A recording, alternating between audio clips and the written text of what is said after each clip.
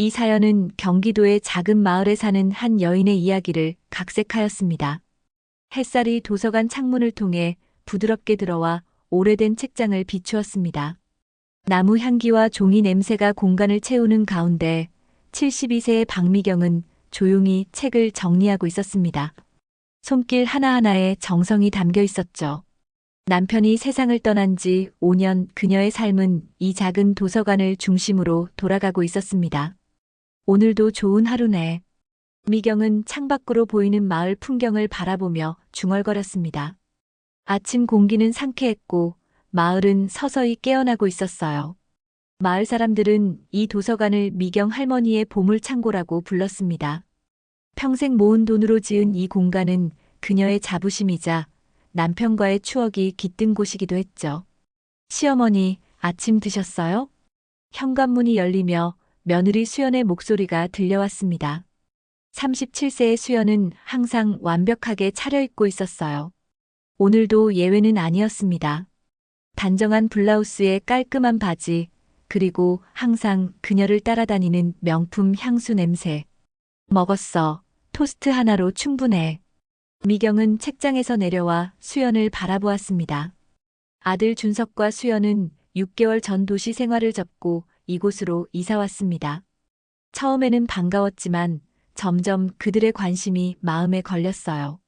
너무 갑작스러웠거든요. 건강 생각해서 제대로 드셔야지. 내가 죽 끓여놨으니까 들어가서 드세요. 수연의 말에 미경은 고개를 끄덕였습니다. 수연은 언제나 이런 식이었어요. 친절하지만 어딘가 거리감이 느껴지는 말투, 그리고 미소 뒤에 숨겨진 무언가. 고마워. 잠시 후에 먹을게. 책장을 정리하던 미경의 귀에 밖에서 들려오는 아들의 전화 목소리가 들렸습니다. 준석의 목소리가 평소보다 높았어요. 그래, 부동산 가격이 많이 올랐다고? 이 근처도? 그렇구나. 미경은 고개를 갸웃했습니다. 최근 들어 준석이 주변 부동산에 관심을 보이는 일이 잦아졌어요. 처음에는 단순한 호기심이라고 생각했지만 이제는 뭔가 다른 것 같았습니다. 어머니, 오늘은 도서관 쉬세요. 제가 대신 봐드릴게요. 준석이 도서관으로 들어오며 말했습니다. 40세의 준석은 어머니를 닮아 책을 좋아했지만 실용적인 면에서는 아버지를 닮았죠.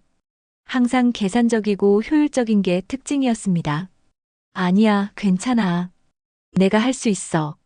미경은 단호하게 대답했습니다. 이 도서관은 그녀의 전부였으니까요. 하루라도 떨어지고 싶지 않았어요. 어머니, 나이가 있으신데 너무 무리하지 마세요. 우리가 있잖아요.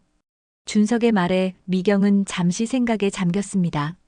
그들의 관심이 진심으로 느껴졌지만 동시에 뭔가 다른 의도가 있는 것 같았습니다. 직감이었을까요? 아니면 나이 들어 의심이 많아진 걸까요? 그래, 알았어.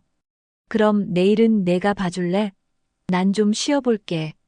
미경의 말에 준석은 환하게 웃었습니다.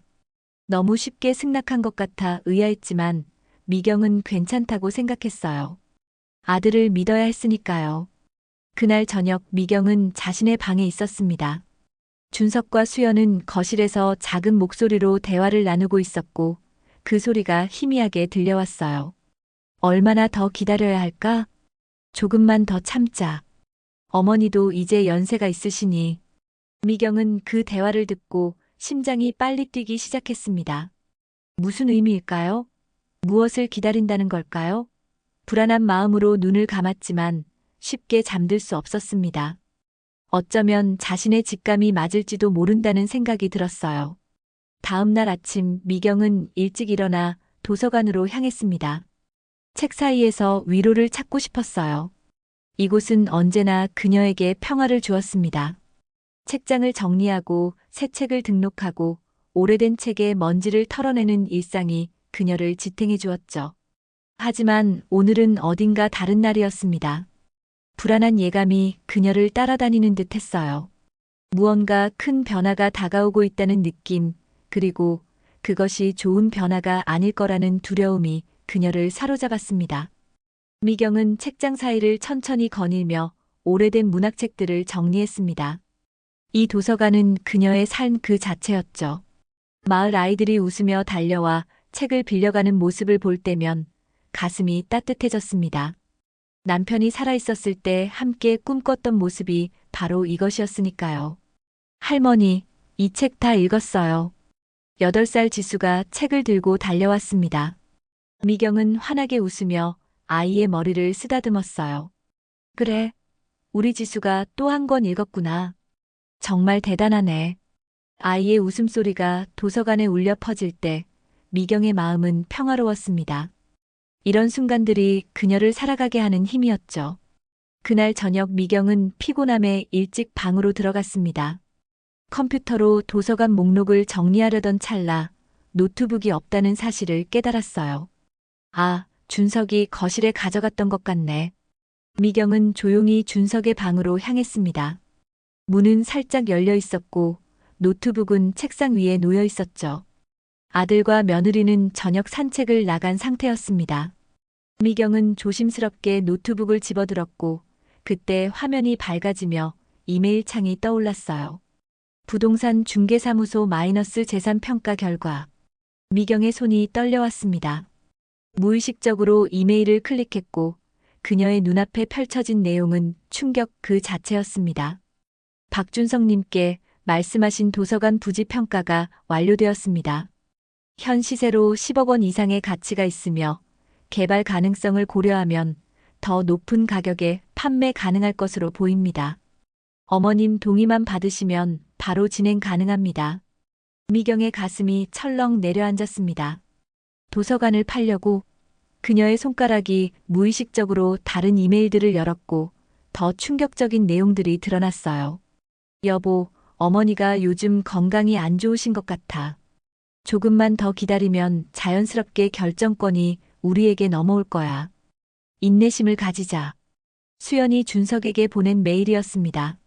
미경의 눈에서 눈물이 흘러내렸어요. 떨리는 손으로 다음 메일을 열었습니다.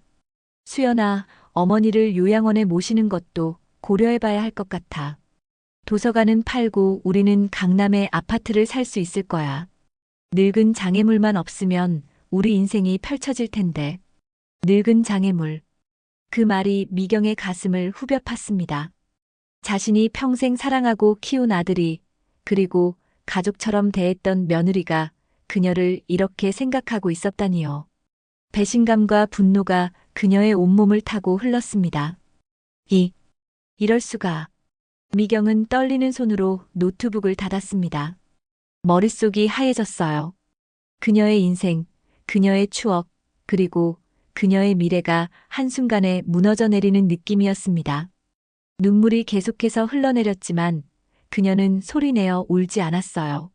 아직은 아들 부부에게 들키고 싶지 않았으니까요. 조심스럽게 노트북을 원래 있던 자리에 두고 미경은 자신의 방으로 돌아왔습니다. 침대에 누워 천장을 바라보며 생각에 잠겼어요. 어떻게 해야 할까요? 아들을 직접 컨프런테이션 해야 할까요? 아니면 다른 방법이 있을까요? 그날 밤 미경은 잠들지 못했습니다. 그녀의 마음속에 뭔가가 자라나고 있었어요. 분노였을까요? 아니면 결단력이었을까요? 자신이 평생 지켜온 것을 지키기 위해 싸워야 한다는 강한 의지가 그녀를 사로잡았습니다. 더 이상 약한 어머니로 남지 않을 거야. 미경은 작은 소리로 중얼거렸습니다. 그녀의 눈에는 이제 눈물 대신 단단한 결의가 빛났어요. 복수의 불씨가 그녀의 마음속에 피어오르기 시작했습니다. 다음 날 아침 미경은 평소와 같이 행동하기로 했습니다. 준석과 수연 앞에서는 아무것도 모르는 척 여전히 사랑하는 어머니이자 시어머니로 연기하기로 했죠. 하지만 그녀의 마음속에는 이미 계획이 서서히 형성되고 있었습니다. 어머니, 아침 드세요. 오늘은 특별히 미역국 끓였어요. 수연의 목소리가 평소와 같이 친절했지만 이제 미경은 그 뒤에 숨겨진 계산을 볼 수 있었어요. 고마워, 수연아. 너희 덕분에 행복하구나. 미경은 미소를 지으며 대답했습니다. 연기를 시작한 거죠. 가슴이 아팠지만 그녀는 강해져야 했습니다. 자신의 도서관을 지키기 위해, 그리고 자신의 존엄성을 지키기 위해서요. 어머니, 오늘은 병원에 모시고 가려고 해요. 건강검진을 받아보는 게 어때요? 준석의 말에 미경은 속으로 쓴웃음을 지었습니다. 건강검진이라. 자신의 건강 상태를 확인해서 얼마나 더 기다려야 할지 계산하려는 걸까요? 그래, 좋은 생각이구나. 가자. 미경은 담담하게 대답했습니다. 더 이상 순진한 어머니가 아니었어요. 이제 그녀는 자신의 삶을 지키기 위해 싸울 준비가 된 여전사였습니다. 그녀의 마음속에서는 계획이 서서히 형태를 갖추기 시작했어요. 도서관을 지키기 위한, 그리고 아들 부부에게 교훈을 주기 위한 계획이었습니다. 아침 햇살이 병원 창문을 통해 들어왔습니다.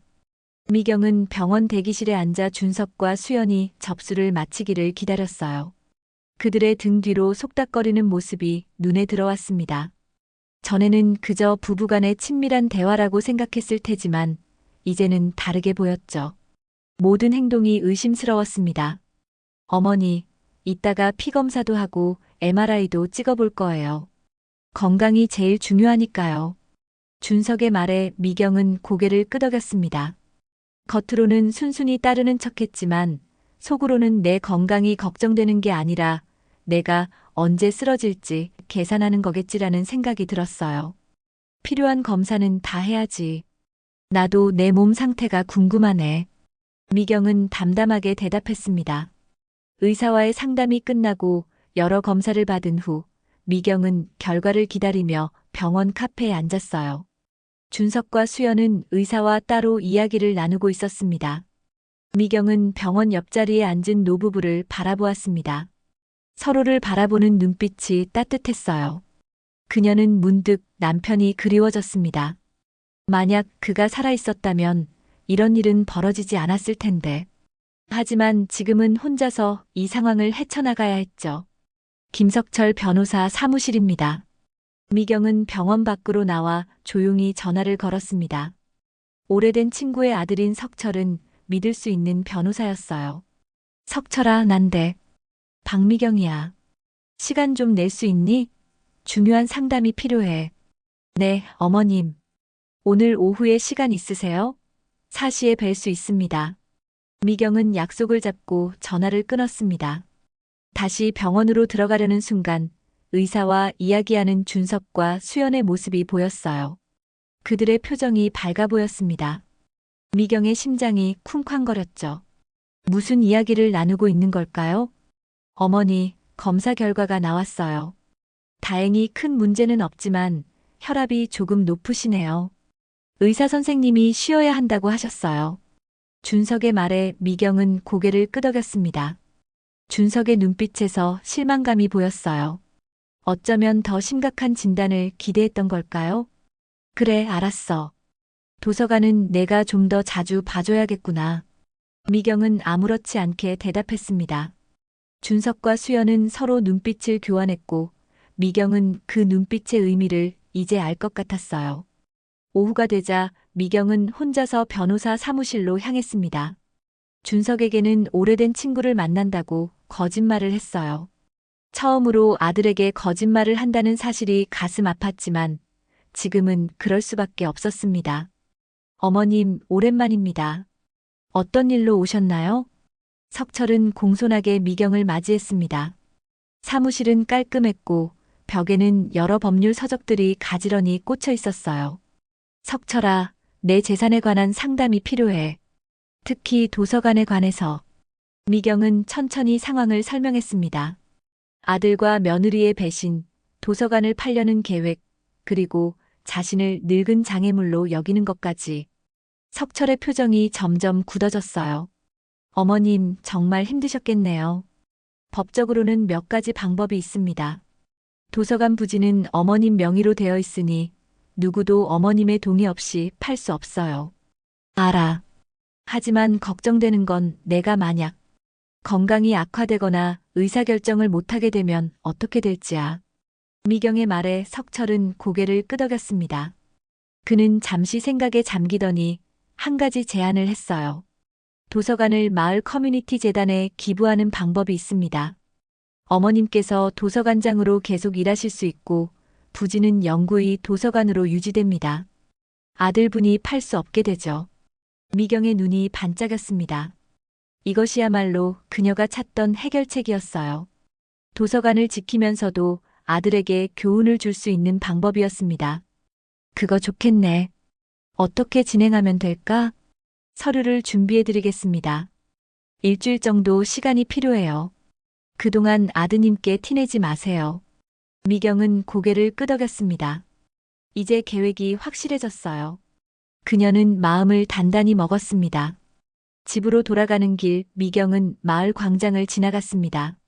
그녀가 운영하는 도서관 덕분에 마을 아이들은 책을 쉽게 접할 수 있었고 어르신들은 편안한 휴식 공간을 가질 수 있었죠. 도서관은 단순한 건물이 아니라 마을의 심장과도 같았습니다. 미경 씨, 오늘도 도서관 운영하느라 수고가 많으시네요. 오래된 이웃인 김영수 할아버지가 인사를 건넸습니다. 미경은 미소를 지으며 대답했어요. 네, 감사합니다. 도서관은 제 삶이니까요. 그 말을 하는 순간 미경의 결심은 더욱 굳어졌습니다. 도서관은 그녀의 삶이었고 그 누구도 그것을 빼앗을 수 없었어요. 특히 자신이 그토록 사랑했던 아들조차도 말이죠. 집에 돌아온 미경은 준석과 수연이 작은 목소리로 이야기하는 소리를 들었습니다. 그녀는 조용히 문 앞에 서서 귀를 기울였어요.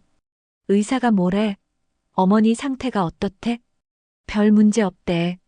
혈압만 조금 높으시고 우리 계획보다 시간이 더 걸릴 것 같아.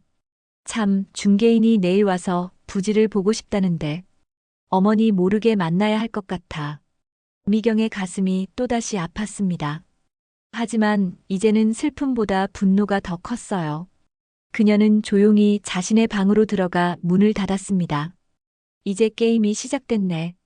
미경은 작은 소리로 중얼거렸습니다. 그녀의 눈에는 결의가 차 있었어요.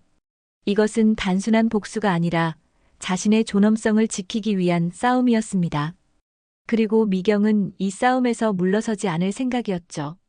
다음 날 아침 미경은 평소보다 일찍 일어나 도서관으로 향했습니다. 오늘은 특별한 날이었죠. 마을 아이들을 위한 독서 프로그램을 진행하는 날이었습니다. 하지만 그것보다 더 특별한 이유가 있었어요.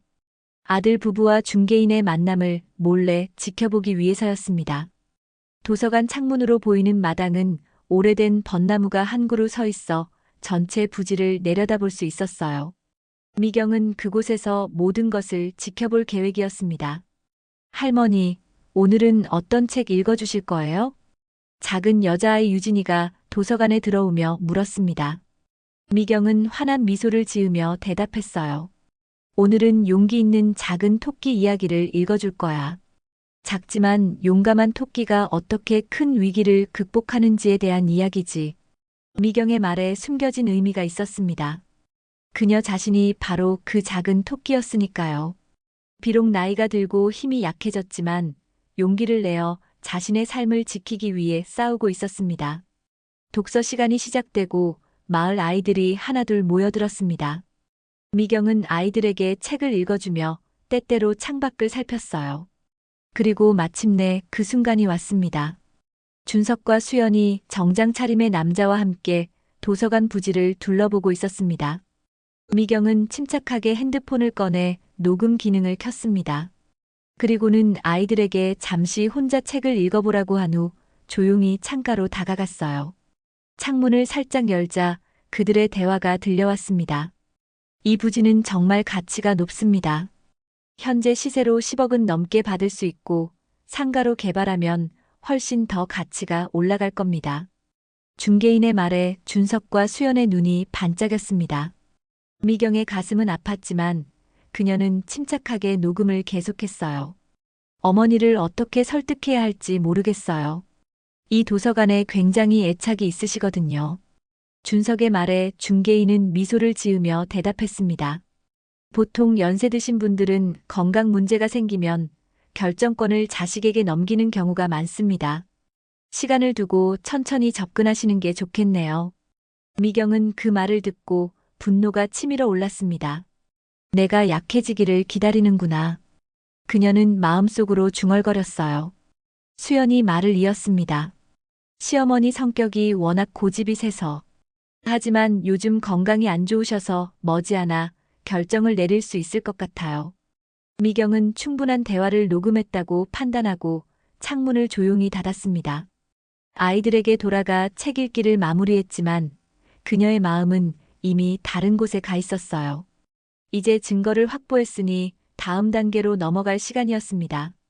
독서 시간이 끝나고 아이들이 모두 돌아간 후 미경은 도서관 문을 닫고 깊은 생각에 잠겼습니다.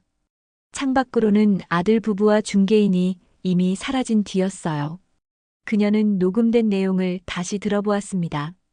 모든 것이 명확했죠. 그들은 그녀가 약해지기를 기다리고 있었고 도서관을 팔아 이익을 취하려 했습니다. 석철이에게 연락해야겠네. 미경은 변호사에게 전화를 걸었습니다. 상황을 설명하고 서류 준비를 서둘러 달라고 부탁했어요. 어머님, 모든 서류를 내일까지 준비해드리겠습니다. 그리고 녹음하신 내용도 좋은 증거가 될 수 있어요. 석철의 말에 미경은 안도의 한숨을 내쉬었습니다. 이제 계획이 하나씩 실행되고 있었어요. 집으로 돌아온 미경은 평소와 같이 행동하려 노력했습니다.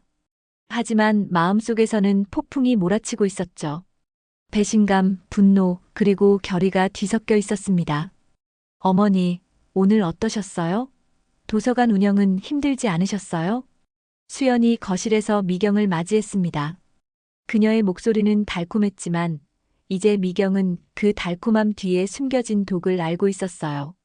괜찮았어. 아이들과 함께하니 오히려 힘이 나더구나. 미경은 담담하게 대답했습니다. 수연의 표정이 미세하게 굳어지는 것을 놓치지 않았어요. 아마도 미경이 건강해 보이는 것이 계획의 차질을 빚는다고 생각했겠죠. 오늘 중개인이랑 만났어? 미경의 갑작스러운 질문에 수연의 얼굴이 창백해졌습니다. 그녀는 당황한 기색을 감추려 했지만 이미 늦었어요. 무슨 말씀이세요? 아니, 준석이가 부동산 중개인이랑 약속 있다고 했던 것 같아서. 미경은 담담하게 말했습니다. 이것은 그저 테스트였어요. 수연의 반응을 보기 위한 것이었죠. 아, 네. 회사 일 때문에 잠깐 만났대요. 수연의 목소리가 떨렸습니다.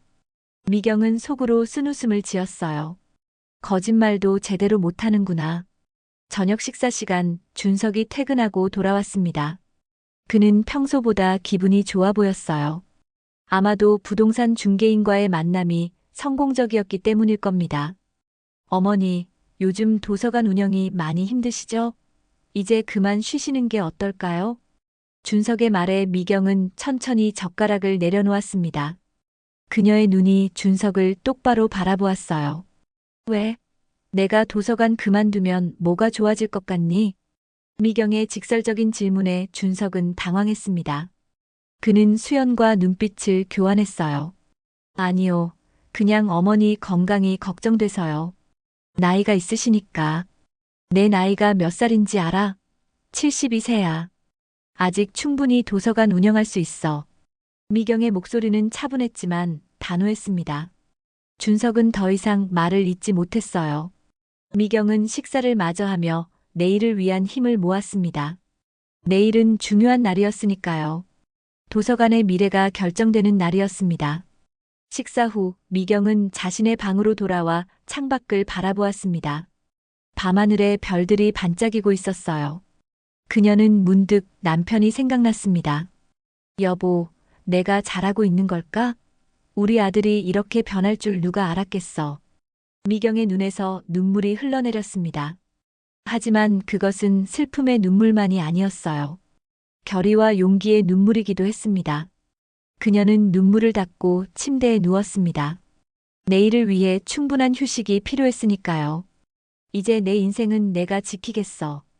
미경은 작은 소리로 다짐했습니다. 그리고 그녀의 마음속에는 이미 다음 단계를 위한 계획이 자리 잡고 있었어요. 아침 안개가 마을을 덮고 있었습니다. 미경은 일찍 일어나 창밖을 바라보았어요. 오늘은 특별한 날이었습니다. 도서관의 운명이 결정되는 날이자 그녀의 인생에서 중요한 전환점이 될 날이었죠. 어머니, 아직 안 주무셨어요? 수연의 목소리가 문 밖에서 들려왔습니다. 수연의 목소리가 문 밖에서 들려왔습니다. 미경은 깊은 숨을 내쉰 후 문을 열었어요. 일찍 일어났어. 오늘 중요한 약속이 있거든. 수연의 얼굴에 의문이 스쳤습니다. 미경은 그것을 놓치지 않았어요. 무슨 약속이세요? 제가 모셔다 드릴까요? 괜찮아. 혼자 다녀올 수 있어. 미경은 단호하게 대답했습니다. 그녀는 더 이상 수연이나 준석의 통제를 받고 싶지 않았어요. 오늘만큼은 자신의 길을 가겠다고 결심했습니다. 아침 식사 후 미경은 조용히 집을 나섰습니다. 준석은 이미 출근했고 수연은 집안일을 하느라 바빴어요. 미경은 마을 버스를 타고 변호사 사무실로 향했습니다. 가슴이 두근거렸지만 그녀의 결심은 확고했어요. 어머님 오셨군요. 모든 서류가 준비되었습니다. 석철은 미경을 정중하게 맞이했습니다.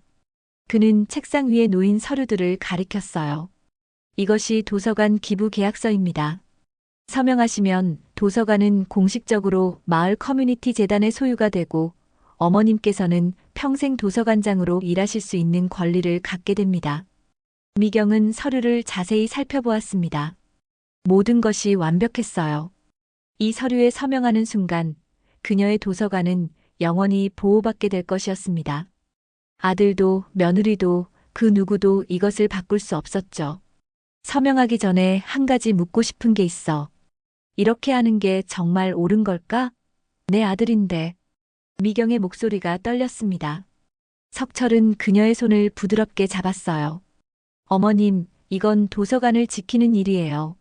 마을 사람들, 특히 아이들에게 소중한 공간이죠. 그리고 때로는 사랑하는 사람들에게도 교훈이 필요합니다. 미경은 깊은 숨을 내쉬고 펜을 들었습니다. 그리고 서류에 서명했어요. 그 순간 무거운 짐이 어깨에서 내려가는 듯한 느낌이 들었습니다. 이제 어떻게 해야 할까? 공식적인 기부 발표는 일주일 후에 있을 예정입니다. 그때까지 평소처럼 지내시면 됩니다. 아드님께 알리는 시기는 어머님께서 결정하시면 돼요. 미경은 고개를 끄덕였습니다. 아직은 때가 아니었어요.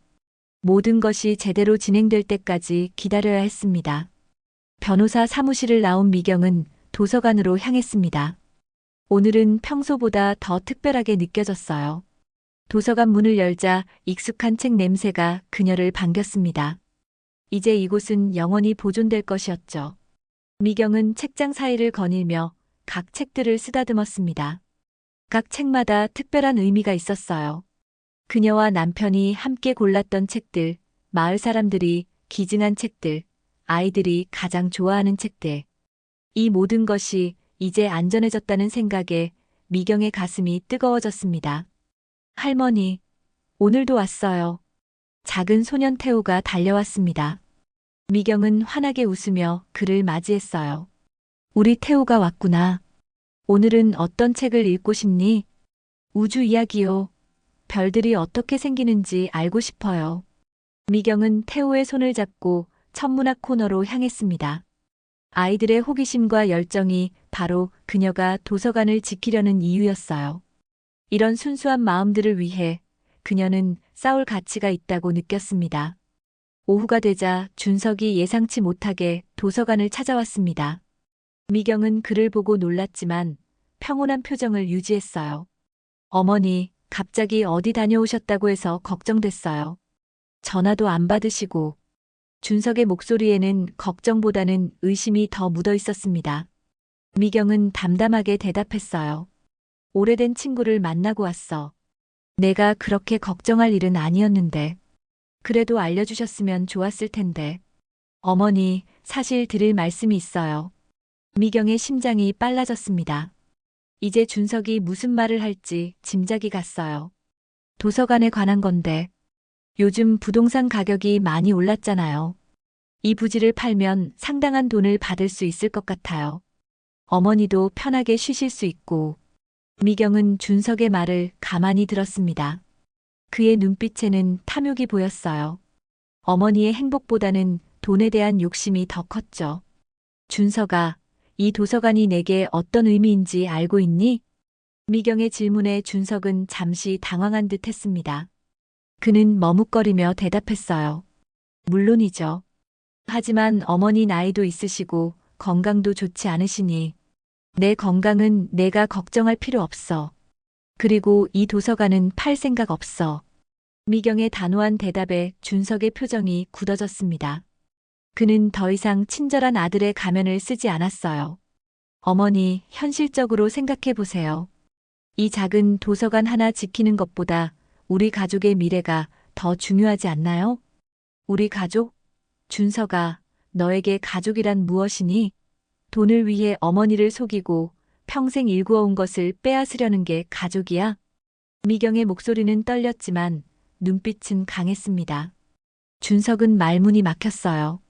그는 어머니가 이미 무언가를 알고 있다는 것을 직감한 듯 했습니다. 어머니, 그게 아니라 더 이상 거짓말은 그만해. 모든 걸 알고 있어. 내가 나를 늙은 장애물이라고 부른 것도 도서관을 팔아 강남에 아파트를 사려는 계획도 다. 준석의 얼굴이 창백해졌습니다. 그는 당황한 기색을 감추지 못했어요. 어머니, 그건 오해예요. 제가 어떻게 그런 생각을. 준석아, 난 너를 믿었어. 내 아들이니까. 하지만 넌 그 믿음을 배신했어. 미경의 눈에서 눈물이 흘러내렸습니다.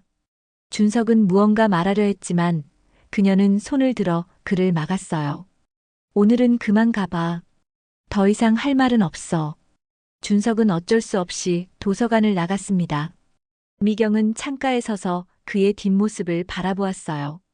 가슴이 아팠지만 그녀는 옳은 일을 하고 있다고 믿었습니다. 저녁 미경은 도서관을 닫고 집으로 돌아왔습니다. 집안은 이상하리만치 조용했어요. 수연은 거실에 앉아 있었고 준석은 보이지 않았습니다. 시어머니, 오늘 무슨 일이 있으셨나요? 수연의 목소리는 평소와 달리 긴장되어 있었습니다. 미경은 그녀를 가만히 바라보았어요. 왜? 준석이가 뭐라고 하던? 준석이가 어머니께서 모든 걸 알고 계시다고 했어요.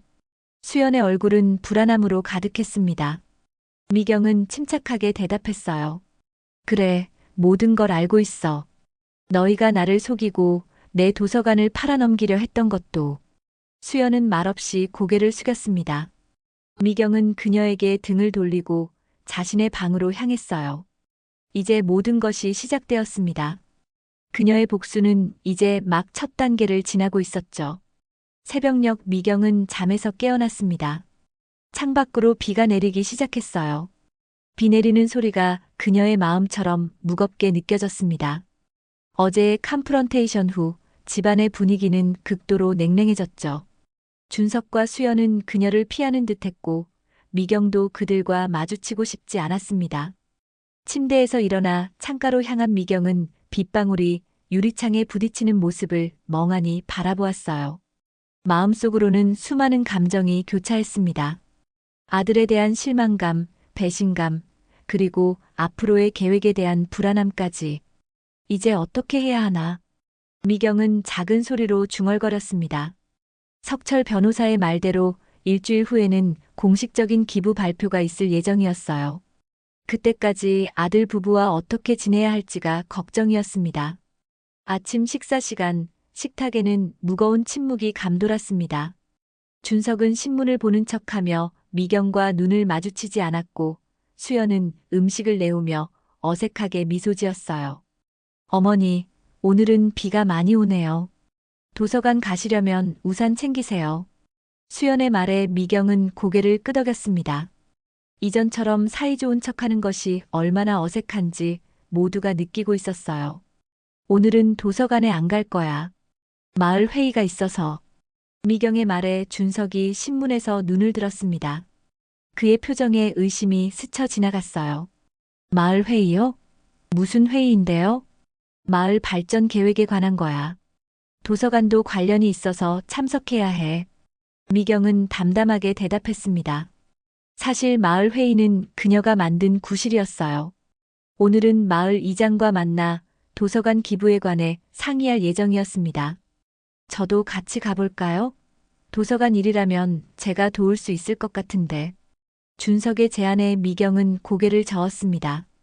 그의 눈에서 경계심이 느껴졌어요. 괜찮아. 내가 직접 가야 해. 너는 회사 일이 바쁘잖아. 미경은 식사를 마치고 방으로 돌아와 준비를 했습니다. 오늘 만남은 중요했어요. 마을 이장 김영수는 오랜 친구였고 도서관의 가치를 누구보다 잘 알고 있는 사람이었습니다. 비가 그치지 않은 채 미경은 우산을 들고 집을 나섰습니다.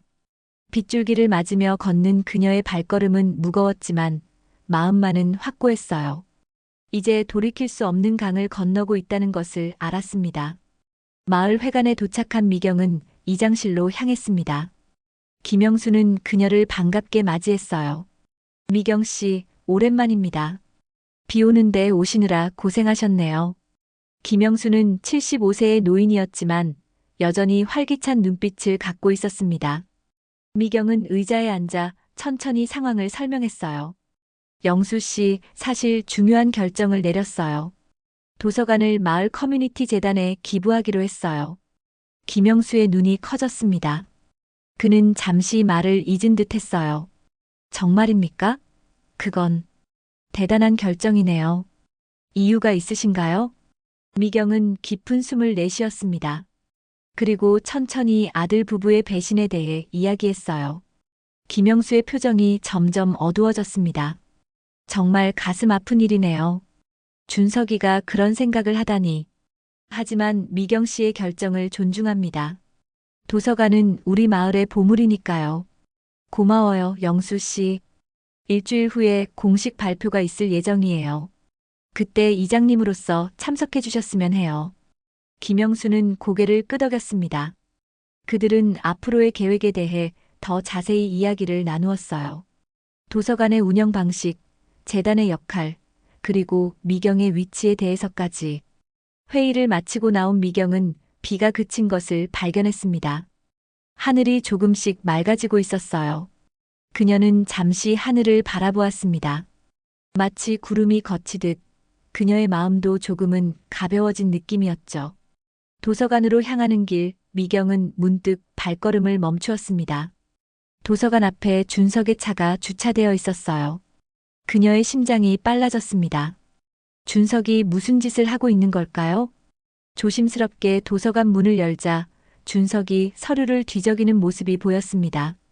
그는 서랍과 책상을 뒤지고 있었어요. 뭘 찾고 있니? 미경의 목소리에 준석이 놀라 돌아보았습니다. 그의 얼굴에 당혹감이 스쳤어요. 어머니, 마을 회의 벌써 끝났어요? 응, 끝났어. 근데 넌 여기서 뭘 하고 있는 거야? 미경의 목소리는 차가웠습니다. 준석은 어색하게 웃으며 대답했어요. 아, 그냥 도서관 운영에 도움이 될까 해서 서류들을 좀 살펴보고 있었어요. 어머니께서 힘드실까봐. 미경은 그의 말이 거짓임을 알았습니다. 아마도 도서관 소유권에 관한 서류를 찾고 있었겠죠. 하지만 미경은 이미 그 서류들을 모두 변호사에게 맡긴 상태였어요. 그래, 고마운 생각이네. 하지만 앞으로는 내 허락 없이 서류를 뒤지지 말아줘. 준석은 당황한 기색을 감추지 못했습니다. 그는 서둘러 자리에서 일어났어요. 네, 어머니. 죄송해요. 그럼 저는 이만 가볼게요. 준석이 도서관을 나가자마자 미경은 무거운 한숨을 내쉬었습니다. 상황이 점점 복잡해지고 있었어요. 준석은 분명 무언가를 계획하고 있었고 그녀는 경계를 늦출 수 없었습니다. 그날 저녁 미경은 도서관에 남아 혼자 생각에 잠겼습니다. 창밖으로는 어둠이 내려앉고 있었어요. 그녀는 오래된 앨범을 꺼내 들었습니다. 남편과 함께 찍은 사진, 어린 준석의 모습, 도서관 개관식 날에 행복했던 순간들. 여보, 내가 너무 심한 걸까? 미경은 남편의 사진을 바라보며 중얼거렸습니다. 마음 한편에서는 아들을 용서하고 싶은 마음도 있었어요. 하지만 그의 배신은 너무 컸고 도서관은 그녀의 인생을 담은 곳이었습니다. 전화벨 소리가 그녀의 생각을 깨뜨렸습니다. 석철이었어요. 어머님, 안녕하세요. 기부계약 관련해서 소식이 있습니다. 재단 이사회에서 모두 승인했어요. 이제 일주일 후 공식 발표만 남았습니다. 미경은 안도의 한숨을 내쉬었습니다. 이제 거의 다 되어가고 있었어요. 고마워, 석철아. 정말 큰 도움이 됐어. 전화를 끊고 미경은 다시 앨범을 바라보았습니다. 마지막 페이지에는 준석의 대학 졸업식 사진이 있었어요. 그때의 준석은 순수했고 꿈이 많았습니다. 언제부터 그가 이렇게 변했을까요? 밤이 깊어가는 가운데 미경은 도서관을 닫고 집으로 향했습니다. 내일은 또 다른 하루가 시작될 것이고 그녀는 계획대로 진행해야 했어요. 일주일 후의 발표를 위해, 그리고 자신의 새로운 시작을 위해. 집에 도착한 미경은 현관문 앞에서 잠시 멈추었습니다. 안에서 준석과 수연이 대화하는 소리가 들려왔어요. 그녀는 조용히 귀를 기울였습니다. 어떻게 할 거야? 어머니가 뭔가 계획하고 있는 것 같아. 준석의 목소리가 들렸습니다. 수연이 대답했어요. 난 정말 불안해. 도서관 서류를 찾았어? 못 찾았어. 어머니가 어디 숨겨두신 것 같아. 미경은 조용히 문을 열고 들어갔습니다. 그 순간 대화는 멈췄어요. 준석과 수연은 어색한 미소를 지으며 그녀를 맞이했습니다. 어머니, 이제 오셨네요. 식사하셨어요? 수연의 목소리는 평소보다 높았습니다. 미경은 고개를 끄덕였어요. 먹었어. 이제 쉴게. 미경은 그들의 시선을 피해 자신의 방으로 향했습니다. 문을 닫은 그녀는 침대에 앉아 깊은 한숨을 내쉬었어요. 긴장감이 점점 고조되고 있었습니다. 일주일이 얼마나 긴 시간으로 느껴질지. 하지만 그녀는 이 싸움에서 물러설 수 없었습니다. 조금만 더 참자. 모든 것이 끝날 때까지. 미경은 작은 소리로 중얼거렸습니다. 그리고 내일을 위한 힘을 모으기 위해 눈을 감았어요. 이제 그녀의 인생에서 가장 중요한 결정의 순간이 다가오고 있었습니다. 비가 그친 다음 날, 마을은 상쾌한 공기로 가득했습니다. 미경은 평소보다 일찍 일어나 창밖을 바라보았어요. 도서관 기부 발표까지 이제 6일만 남았습니다. 시간이 점점 다가올수록 그녀의 마음은 더욱 단단해졌죠. 오늘은 어떻게 해야 할까? 미경은 조용히 중얼거렸습니다. 어제 준석이 도서관 서류를 뒤지는 모습을 본 후 그녀는 더욱 경계를 늦출 수 없었어요. 아들은 분명 다른 계획을 세우고 있었고 그녀는 그것을 막아야 했습니다. 아침 식사 시간 준석은 평소보다 더 친절하게 행동했습니다. 그의 갑작스러운 태도, 변화가 의심스러웠어요. 어머니, 오늘은 제가 도서관 좀 도와드릴게요. 회사 일은 다 처리했거든요. 준석의 제안에 미경은 잠시 생각에 잠겼습니다. 그를 가까이 두는 것이 좋을까요? 아니면 멀리하는 것이 좋을까요? 그녀는 전략적으로 판단했어요. 그래, 고맙구나. 요즘 새 책 정리할 게 많아서 도움이 필요했어. 미경의 대답에 준석은 미소를 지었습니다. 그의 눈에는 안도감이 스쳤어요. 아마도 어머니가 의심을 푼 것이라고 생각했겠죠. 도서관에 도착한 미경과 준석은 함께 책장을 정리하기 시작했습니다. 겉으로는 평화로운 모자지간의 모습이었지만 둘 사이에는 보이지 않는 긴장감이 감돌았어요. 어머니, 사실 어제 제가 도서관 서류를 본 건 그냥 걱정돼서였어요. 어머니께서 혼자서 모든 일을 다 하시니까. 준석이 조심스럽게 말을 꺼냈습니다. 미경은 책장에서 책을 꺼내며 담담하게 대답했어요. 그래, 어떤 걱정이 있는데? 그냥 어머니 건강도 그렇고 도서관 유지하는 것도 쉽지 않을 것 같아서요. 미래를 생각해서 다른 방안도 고려해보면 어떨까 싶었어요. 미경은 준석을 똑바로 바라보았습니다. 그의 말에는 여전히 숨겨진 의도가 느껴졌어요. 준석아, 솔직히 말해봐. 내가 정말 원하는 건 뭐니? 준석은 잠시 당황한 듯 했습니다. 그는 책장을 정리하는 척하며 대답을 회피하려 했어요. 그냥 어머니를 위한 거예요. 더 편하게 사셨으면 해서. 정말? 그럼 도서관을 팔아서 강남에 아파트를 사려던 계획은 뭐야? 미경의 직설적인 질문에 준석의 손이 멈추었습니다. 그의 얼굴이 창백해졌어요. 어, 어머니, 그건 더 이상 거짓말은 그만해. 내가 다 알고 있다고 했잖아. 내 이메일, 수연이와의 대화, 중개인과의 만남까지. 준석은 더 이상 변명할 수 없다는 것을 깨달았습니다. 그의 표정이 굳어졌어요. 어머니, 현실적으로 생각해 보세요. 이 작은 도서관을 지키는 게 무슨 의미가 있나요? 팔면 10억이 넘는 돈을 받을 수 있어요. 그걸로 어머니도 편하게 지내실 수 있고, 우리 가족도 더 나은 삶을 살 수 있어요. 미경은 준석의 말을 가만히 들었습니다. 그의 목소리에서 진심이 느껴졌지만 그것은 자신을 위한 진심이었지 어머니를 위한 것이 아니었어요. 준석아, 이 도서관은 내게 단순한 건물이 아니야.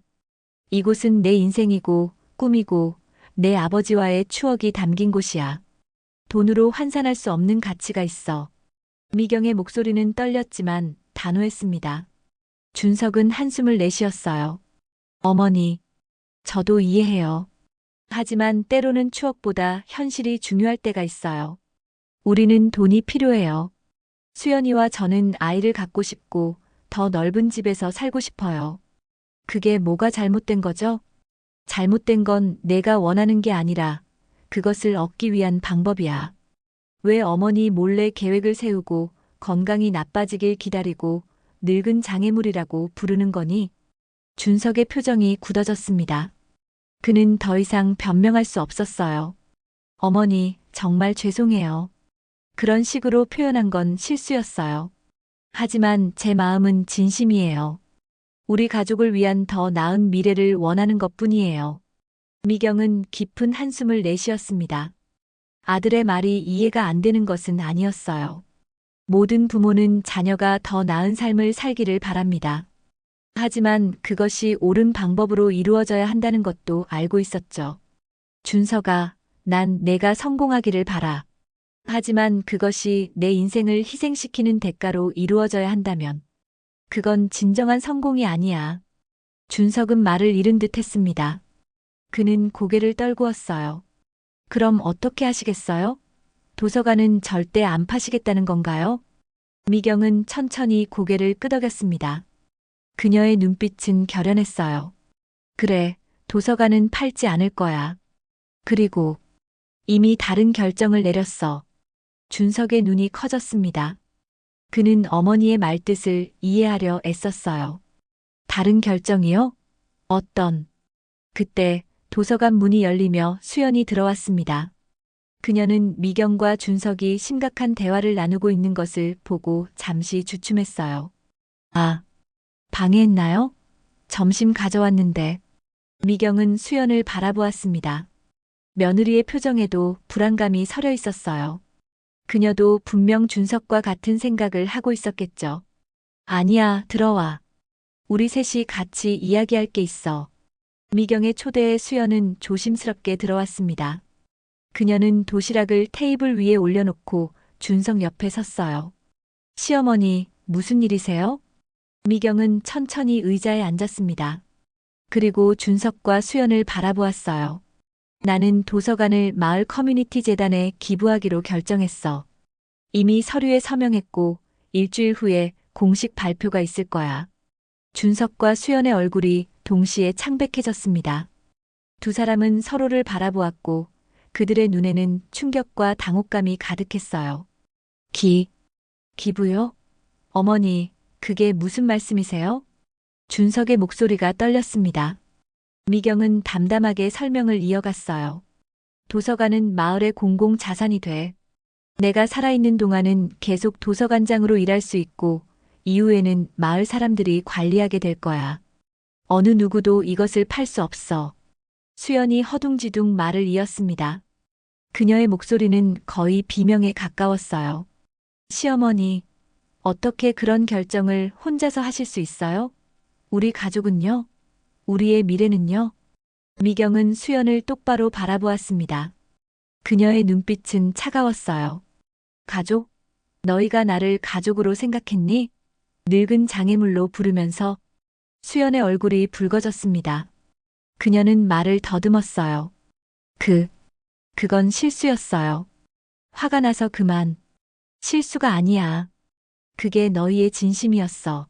나는 너희에게 방해물일 뿐이었고 내 재산만 탐냈던 거지. 미경의 말에 준석이 격분했습니다. 그는 테이블을 3개 내리쳤어요. 어머니, 어떻게 그럴 수 있어요? 우리를 완전히 무시하고 그런 결정을 내리다니. 취소할 수 없나요? 미경은 고개를 저었습니다. 그녀의 표정은 단호했어요. 이미 끝난 일이야. 법적으로 모든 절차가 마무리됐어. 준석의 얼굴이 분노로 일그러졌습니다. 그는 책장을 세게치며 소리쳤어요. 이럴 수는 없어요. 어머니가 어떻게 저희를 이렇게 배신할 수 있어요? 우리는 가족이잖아요. 미경은 천천히 일어섰습니다. 그녀의 눈에서 눈물이 맺혔지만 목소리는 단단했어요. 배신한 건 너희야. 내가 평생 사랑하고 키운 아들이, 그리고 가족처럼 대했던 며느리가 나를 속이고 내 인생을 빼앗으려 했어. 그게 진정한 배신이야. 준석과 수연은 말을 잃었습니다. 그들의 계획이 완전히 무너진 것이었어요. 이제 어떻게 할 거예요? 저희를 내쫓으실 건가요? 수연의 목소리가 떨렸습니다. 미경은 잠시 생각에 잠겼어요. 그녀의 마음 한편에서는 여전히 아들에 대한 사랑이 있었습니다. 하지만 배신의 상처는 너무 깊었죠. 그건 너희의 선택이야.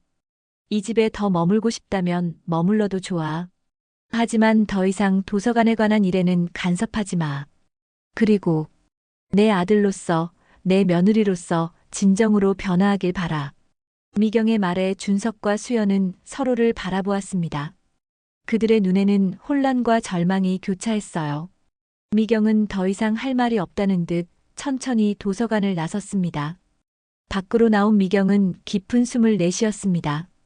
가슴이 아팠지만 동시에 무거운 짐을 내려놓은 듯한 해방감도 느꼈어요. 이제 그녀의 도서관은 안전했고 그녀의 인생은 다시 그녀의 것이 되었습니다.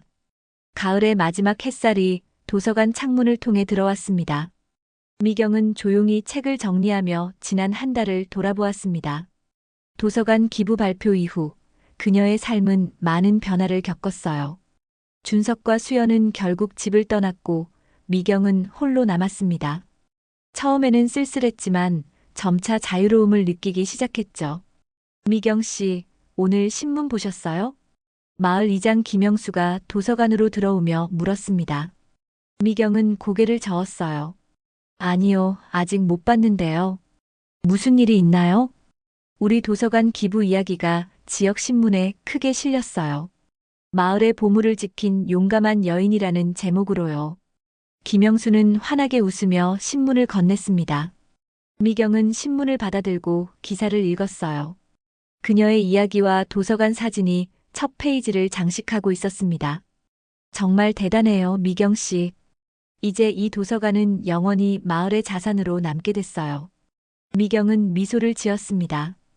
그녀의 가슴이 따뜻해졌어요. 비록 가족의 배신이라는 아픔이 있었지만 그것을 통해 더 큰 선물을 마을에 줄 수 있었습니다. 감사합니다, 영수 씨. 저도 이렇게 많은 분들이 도서관을 사랑해 주실 줄 몰랐어요. 기부 발표 이후 마을 사람들은 미경에게 감사와 존경을 표했습니다. 그들에게 도서관은 단순한 건물이 아니라 지식과 꿈을 나누는 공간이었으니까요. 아이들은 여전히 미경을 책 할머니라고 부르며 따랐고 어르신들은 그녀의 결정을 지지했어요. 오후가 되자 도서관은 아이들로 북적이기 시작했습니다. 방과 후 독서 시간이었죠. 미경은 환하게 웃으며 아이들을 맞이했어요. 할머니, 오늘은 어떤 책 읽어주실 거예요? 8살 유진이가 물었습니다. 미경은 책장에서 특별한 책을 꺼냈어요. 오늘은 새로운 시작이라는 책을 읽어줄게. 한 여인이 어려움을 극복하고 새 삶을 시작하는 이야기야. 아이들은 미경 주위에 모여 앉았습니다. 그녀는 천천히 책을 펼쳤어요. 이 이야기는 어쩌면 그녀 자신의 이야기와도 닮아 있었습니다. 독서 시간이 끝나고 아이들이 돌아간 후 미경은 도서관 창가에 앉아 석양을 바라보았습니다. 지난 몇 주간 그녀는 많은 생각을 했어요. 아들의 배신은 여전히 가슴 아픈 상처였지만 그녀는 그것을 통해 더 강해졌다고 느꼈습니다. 오늘도 수고 많으셨어요. 석철 변호사가 도서관을 찾아왔습니다. 그는 미경의 든든한 지원자가 되어 주었어요. 석철아, 와줘서 고마워. 차 한잔 할래? 그들은 도서관 작은 테이블에 앉아 차를 마시며 이야기를 나누었습니다. 석철은 기부재단의 운영 상황과 법적 보호 장치들에 대해 설명했어요. 어머님, 준석 씨에게서 연락 왔나요? 석철의 질문에 미경은 고개를 저었습니다. 아들은 집을 떠난 이후 연락을 하지 않았어요. 아직. 하지만 괜찮아. 언젠가는 돌아올 거라고 생각해. 미경의 목소리에는 희망이 담겨 있었습니다. 비록 지금은 아픔이 크지만 그녀는 여전히 아들을 사랑했어요. 그리고 언젠가 준석이 자신의 잘못을 깨닫고 돌아오기를 마음 한편으로 기다리고 있었습니다. 그럴 거예요. 시간이 지나면 준석 씨도 어머님의 결정이 옳았다는 것을 알게 될 거예요. 석철의 말에 미경은 미소를 지었습니다. 그녀는 창밖을 바라보았어요. 가을 하늘이 점점 어두워지고 있었습니다. 그나저나 어머님께 좋은 소식이 있어요. 마을 교육청에서 어머님을 올해의 교육공헌자로 선정했대요. 도서관 기부의 공로를 인정받은 거죠. 미경의 눈이 커졌습니다. 그녀는 놀란 표정으로 석철을 바라보았어요. 정말 그런 상이 있는지도 몰랐는데. 네, 다음 주에 시상식이 있을 예정이에요. 어머님의 이야기가 많은 사람들에게 감동을 주고 있어요. 미경은 가슴이 뭉클해지는 것을 느꼈습니다. 그녀가 한 일이 단순한 복수가 아니라 더 큰 의미를 갖게 된 것 같았어요. 석철이 떠난 후 미경은 도서관을 정리하고 닫을 준비를 했습니다. 문득 그녀의 눈에 익숙한 실루엣이 보였어요. 도서관 입구에 준석이 서 있었습니다. 미경의 심장이 빨라졌습니다. 아들은 한 달 만에 처음으로 나타난 것이었어요. 그의 모습은 전과 달리 초라해 보였습니다. 그녀는 천천히 문을 열었어요. 준석아. 준석은 머뭇거리며 어머니를 바라보았습니다. 그의 눈에는 회한과 부끄러움이 어려 있었어요. 어머니, 잠시 이야기할 수 있을까요? 미경은 고개를 끄덕이고 아들을 도서관 안으로 초대했습니다. 그들은 창가 테이블에 마주 앉았어요. 침묵이 흘렀습니다. 어머니, 제가 잘못했어요. 준석의 목소리가 떨렸습니다. 그는 고개를 숙인 채 계속했어요. 돈에 눈이 멀어서 어머니의 마음을 전혀 생각하지 못했어요. 도서관이 어머니께 얼마나 소중한지, 그리고 마을 사람들에게 얼마나 필요한 곳인지 깨닫지 못했죠. 미경은 아들의 말을 가만히 들었습니다. 그의 진심이 느껴졌어요. 수연이와 저는 강남에 작은 아파트를 얻었어요. 하지만 행복하지 않더라고요. 계속 어머니 생각이 났고 제가 한 일들이 부끄러웠어요. 미경의 눈에 눈물이 고였습니다. 그녀는 아들의 손을 잡았어요. 준석아, 내가 돌아와서 기쁘구나. 준석은 어머니의 손을 꼭 쥐었습니다. 그의 눈에도 눈물이 맺혔어요. 어머니를 다시 받아주실 수 있을까요? 예전처럼은 아니더라도 가끔 찾아뵙고 도서관 일도 도울 수 있게요. 미경은 잠시 생각에 잠겼습니다. 배신의 상처는 여전히 아팠지만 그녀의 마음속에는 용서의 씨앗이 싹트고 있었어요. 물론이지. 넌 언제나 내 아들이야. 준석의 눈에서 눈물이 흘러내렸습니다. 그는 어머니의 손을 더욱 꼭 쥐었어요. 정말 감사합니다, 어머니. 앞으로는 절대 어머니의 마음을 아프게 하지 않을게요. 미경은 미소를 지었습니다. 그녀는 창밖을 바라보았어요. 저녁 노을이 아름답게 물들고 있었습니다. 마치 새로운 시작을 알리는 듯했죠. 준석아, 사람은 누구나 실수를 해. 중요한 건 그 실수를 인정하고 바로잡으려는 용기야. 준석은 고개를 끄덕였습니다. 그의 눈에는 결연한 의지가 빛났어요. 네, 어머니. 이제부터 정직하게 살겠습니다. 제 힘으로 성공하고 싶어요. 그리고 어머니께 자랑스러운 아들이 되고 싶습니다. 미경은 아들의 어깨를 부드럽게 쓰다듬었습니다. 그녀의 마음은 평화로웠어요. 넌 이미 충분히 자랑스러워. 지금처럼 솔직하게 살아간다면 말이야. 그들은 함께 도서관을 나섰습니다. 저녁 별들이 하나둘 빛나기 시작했어요. 미경은 깊은 숨을 들이마셨습니다. 인생은 계속되고 있었고, 그녀는 이제 새로운 장을 시작할 준비가 되어 있었습니다. 다음 날 아침 미경은 평소보다 더 일찍 일어났습니다. 그녀는 책상에 앉아 노트를 펼쳤어요. 오랫동안 미뤄두었던 일을 시작할 시간이었습니다. 내 이야기. 미경은 펜을 들고 첫 문장을 적기 시작했습니다. 그녀는 자신의 삶, 도서관의 역사, 그리고 배신과 용서의 여정을 글로 풀어내기로 했어요. 어쩌면 이 이야기가 다른 사람들에게도 용기와 희망을 줄 수 있을지 모른다는 생각이 들었습니다. 창밖으로 새로운 하루가 밝아오고 있었습니다. 미경의 얼굴에는 평화로운 미소가 어려 있었어요. 그녀는 이제 자신의 인생을 온전히 살아갈 준비가 되어 있었습니다. 도서관은 안전하게 보존되었고 아들과의 관계도 새롭게 시작될 수 있었죠. 인생은 계속되는 이야기야. 미경은 작은 소리로 중얼거렸습니다. 그리고 그녀는 다시 펜을 들어 자신만의 이야기를 써내려갔어요. 이것은 끝이 아니라 새로운 시작이었습니다. 그녀의 여정은 계속될 것이고 더 많은 사람들과 함께 나눌 수 있는 이야기들이 그녀를 기다리고 있었습니다. 도서관 창문으로 들어오는 햇살이 그녀의 얼굴을 비추었습니다. 미경은 미소를 지었어요. 그녀의 눈에는 희망과 결의가 빛나고 있었습니다. 배신은 그녀를 더 강하게 만들었고, 이제 그녀는 자신의 삶을 당당하게 살아갈 준비가 되어 있었습니다.